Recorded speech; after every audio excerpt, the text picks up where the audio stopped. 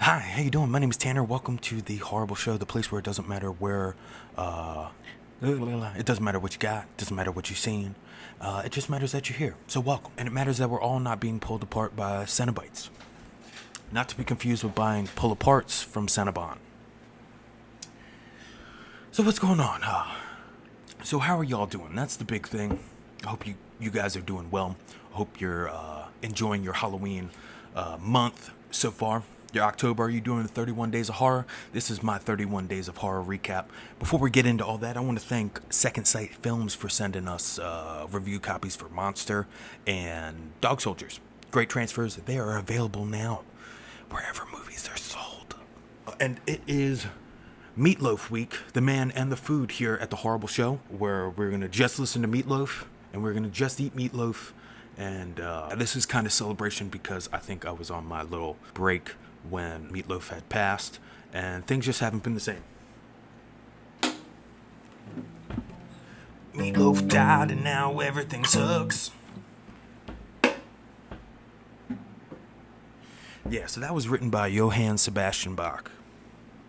Alright, so what we're going to do today, we're going to go over some of my watches for the 31 Days of Horror. I'm going to just give my 2 cents about these movies. A lot of these are full-blown loves of my life. I spent some time with numerous movies in this little pile, and they mean a lot to me. Sometimes these movies mean quite a bit to me. Do you have any movies that mean a lot to you? Leave them in the comment section if you choose. And I will also say, if you like the Horrorable Show, if you like the content here, you can hit the like button, the subscribe button, or leave a comment, hit the bell for notifications if you want to keep up with everything that is a part of the Horrorable Show. Also apologize for all this clickbaity, the thumbnails and everything else if it seems very clickbaity. Sometimes I just gotta play the game, but what can you do? I try to make this as genuine as possible. So hopefully that will make up for it. And I hope y'all forgive me for that. Alright, so let's talk about... I'm going to pull up my Letterboxd here. If you guys are on Letterboxd, it's just a Letterboxd Horrible Show. You will see a 70s style picture of the creature from the Black Lagoon, which is pretty much... It feels like my vibe. If I could transform into anything, it would be like the creature from the Black Lagoon with a bowl cut. Or a mullet. Alright, so let's start off. So October the 1st, I watched a little movie called The Blair Witch Project. And how do you guys feel about The Blair Witch Project? I've had faltering interpretations of this movie. Is that the correct verbiage for that? At first I didn't like it, then I liked it, then I loved it, and then it had been a while since I've seen it. So this past rewatch, so I gave it 4 stars out of 5 because this one was really hitting when I watched it. I don't know if I was in the right frame of mind. I don't know if all the stars was aligned, but yeah, it really did something for me. Just the fact of being lost in the woods to me is so frightening, and it felt not necessarily the Blair Witchy parts of this movie got to me this past time, but just the way that they were arguing. I don't want to give too many spoilers away. Being lost in the woods with some people that you don't... I was under the impression when I watched the movie, maybe you can correct me in the comments, but they didn't know each other all that well. But they didn't seem like a childhood friends being lost in the woods, just like acquaintances. And that goes a long way too, because people, you start to get angry at each other, and I will thoroughly recommend this Lionsgate copy of The Blair Witch because it's got, I watched the alternate endings, I watched The Curse of the Blair Witch, I watched Blair Witch Legacy. If you're not familiar with The Curse of the Blair Witch, so the Sci-Fi Channel and the Sci-Fi Channel put out The Curse of the Blair Witch right as The Blair Witch came out, like a documentary that was supposed to fool you into believing that it was true. And when I was a kid, it really did. I remember my dad had it taped, and I watched it over and over again. I watched it more than I had watched The Blair Witch, the movie at the time. And it also has The Blair Witch Legacy, which is just, it's a more of a good thing. It's like having chocolate cake with chocolate ice cream and chocolate icing, all that stuff. Maybe it's too much. Maybe you're going to get too overwhelmed by it. But if you're going to dive into The Blair Witch, you might as well. So, the Lionsgate Blu-ray, I don't think that one will be a 4K candidate just the way it's shot, but maybe it will. Maybe one day we'll get a 4K and they can really bring it out. But I don't know if it's a movie that kind of suits it for that. But I'm rambling here. Alright, so the second I watched Dario Argento's Dark Glasses. And I gave this one a 2.5. I thought it was okay, but I thought it was just a little silly. I thought some of the reveals were silly, but I'm a huge Dario Argento fan. Always have been, always will be. One of my, maybe my favorite director of all time. This one just wasn't hitting as much. Kiki doesn't like it when I'm not paying her any attention, so I have to give her treats. And then she calms down for a couple more minutes, and then I'll have to give her some more treat. Yeah, so Dark Glasses. So this was on technically the 1st of October. Shudder did a secret screening, and I believe in the next couple days that Shudder will have Dark Glasses to view permanently. But it was like the secret screening, and like I said, it's okay watch. I wasn't blown away, just pretty normal stuff for me. And then right after that, I had to maybe I had too much emotion involved in Dark Glasses, so I watched the coming of age new classic Psycho Goreman. And if you've never seen Psycho Goreman, you might be asking yourself, Tanner, how many times on the Horrorable show are you going to talk about Psycho Goreman? And the answer is not enough, because I love it. And it is an amazing movie. Think of the monsters for Power Rangers. Think of E.T. and Terminator 2 and kind of themes from those movies, and wrap it all up into one. And you have Psycho Goreman with lots of good comedy, an amazing young cast, and amazing special creature effects. You can't get better from a horror comedy. I think towards the end half of the movie, it starts to get a little bit more out of bounds, and it might turn some people off, but it's such a fun ride.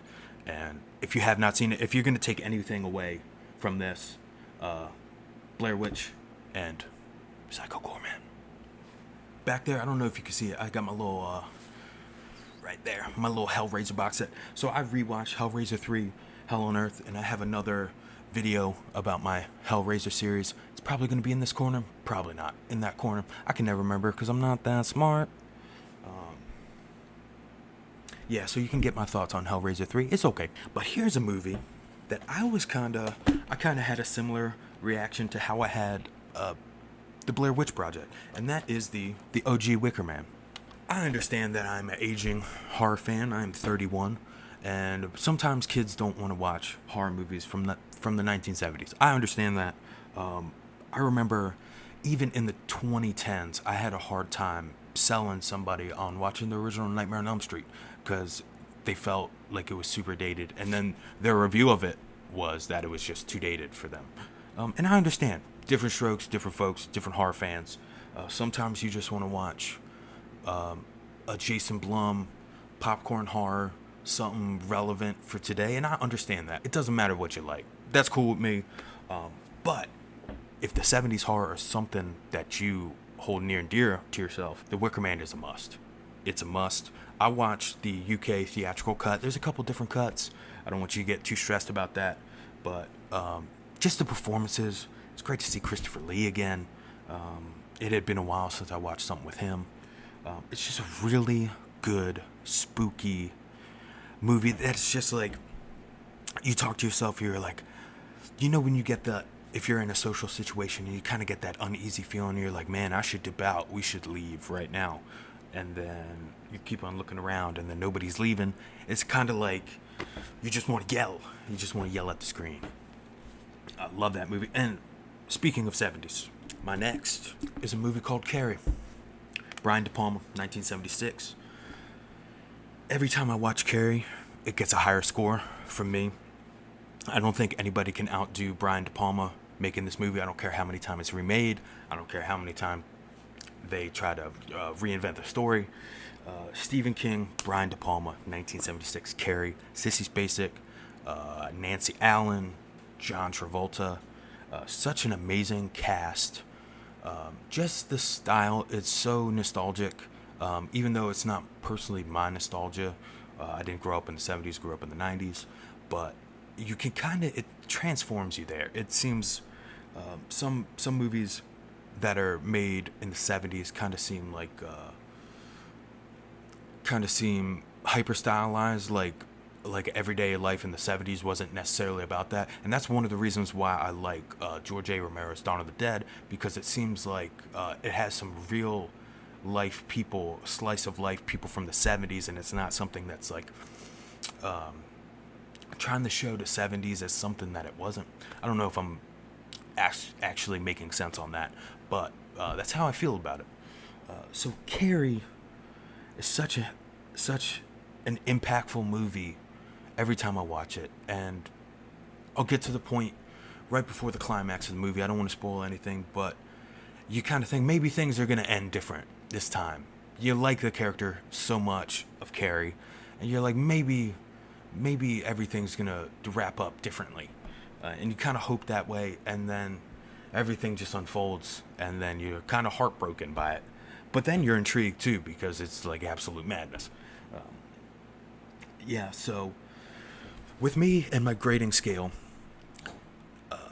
normally movies, if I'm being honest, they'll sit with if we're going by letterbox scores, they'll sit with the 3-star or the 3.5, and it takes kind of numerous rewatches for me to get those higher.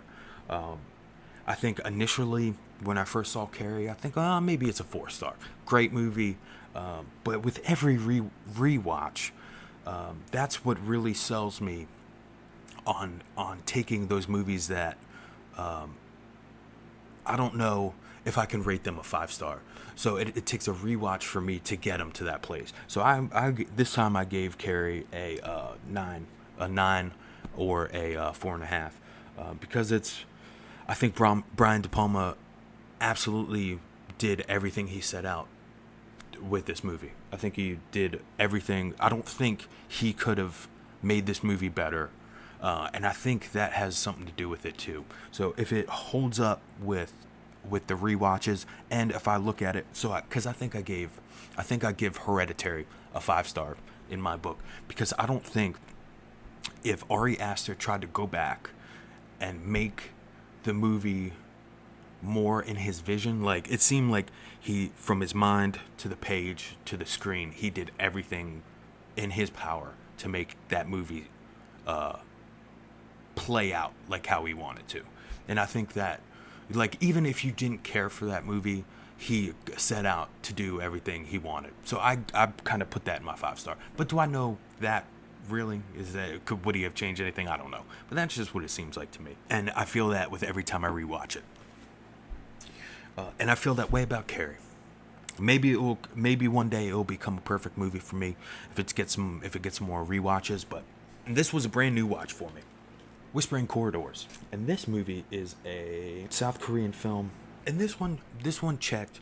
I gave it a 3 stars on Letterboxd, but this one checked all my Korean ghost story movie. It checked all the boxes for that. I don't want to say it was exactly what I expected, but it was just a good time. Sometimes I go in for a movie, you kind of know what you're going to get. That's fine. You're not going to get more, you're not going to get less. And it was exactly what I wanted. I wasn't bored, a little bit of twists and turns in it, but I liked it. I really did. It was a first watch. I think I'll be revisiting this one a lot. There's 2 more in this trilogy, but sometimes, I know in my last video, I said that there was 2 more in the trilogy, but sometimes it gets packaged with another movie, and I'm going to try to seek that out as well. And that's Whispering Corridors, Memento Mori, and then The Wishing Stairs. So that concludes this episode of The Horrorable Show today. Yeah, so I'm kind of just giving you my weekly wrap-up of my 31 Days of Horror. I hope you enjoyed this little talk, this chat, this rant. I would love to hear what you guys are watching. The new Hellraiser, the new movie Smile. I've seen these. I will be talking about that, the next little update. I'm going to try to do these once a week. I think 1 episode a day is just a little too much, too mucho. Yeah, absolutely. A lot of good picks. And I also want to give a shout out to, I've been watching a lot of Horror Hands. I'll link his channel in the bio. It's such a great channel. It gets me so excited about Blu-ray pickups and horror movies. Every time I get a notification from his channel, I get excited. So check out Horror Hands. He's on my Mount Rushmore of horror/movie YouTubers. And YouTubers, I know a lot of people don't like that. Content creators, there we go. That's a little bit better. Yeah, so and my Mount Rushmore of horror creators are, it's like 10 people on there, but he is definitely one of them, and his channel, it's fantastic. And I think if you like this channel, which is like bottom tier, and I'm not even trying to be self-deprecating, his channel is top, especially when it comes to pickups. And he's got such a lovely personality too, and that's Bren with Horror Hands. Check it out. So this one for Meatloaf, everybody play Bad Out of Hell, 2 out of 3. Ain't bad. And tell people to love them, give people hugs, don't be horrible like us. And baby, you're the only thing in this whole world that's good and pure and right. And wherever you are and wherever you go, there's probably gonna be some light. Gotta break it out now before the final crack of dawn. I'm gonna stop. But like a bat out of hell.